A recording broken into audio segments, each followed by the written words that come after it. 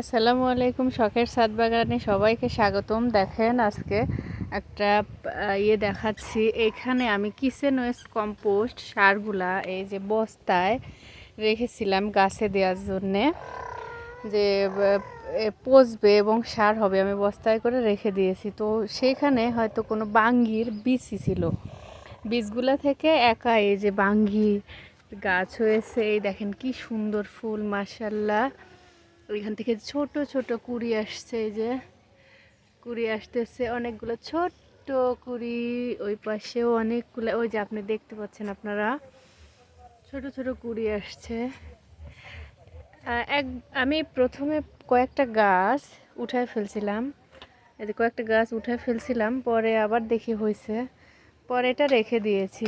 এই যে দেখেন ছোট্ট ছোট্ট কুড়ি আসছে, তো রেখে দিয়েছি। দেখা যাক বাঙ্গি ধরে কিনা, সফল হয় কিনা, অবশ্যই আপনাদের জানাবো এবং দেখাবো। দোয়া করবেন।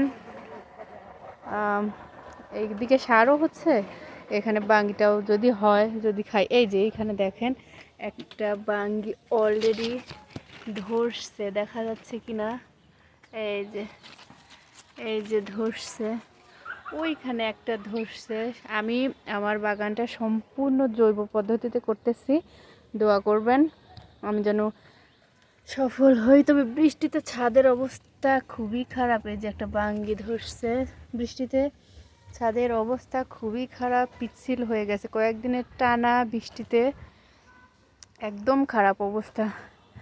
আজকে এ পর্যন্তই। সবাইকে অনেক ধন্যবাদ। আমার চ্যানেলটা দয়া করে সাবস্ক্রাইব করবেন এবং পাশে থাকবেন, আমাকে সহযোগিতা করবেন। আমার বাগান করতে যদি কোনো ভুল হয়ে থাকে অবশ্যই হেল্প করবেন, সহযোগিতা করবেন। আল্লাহ হাফেজ।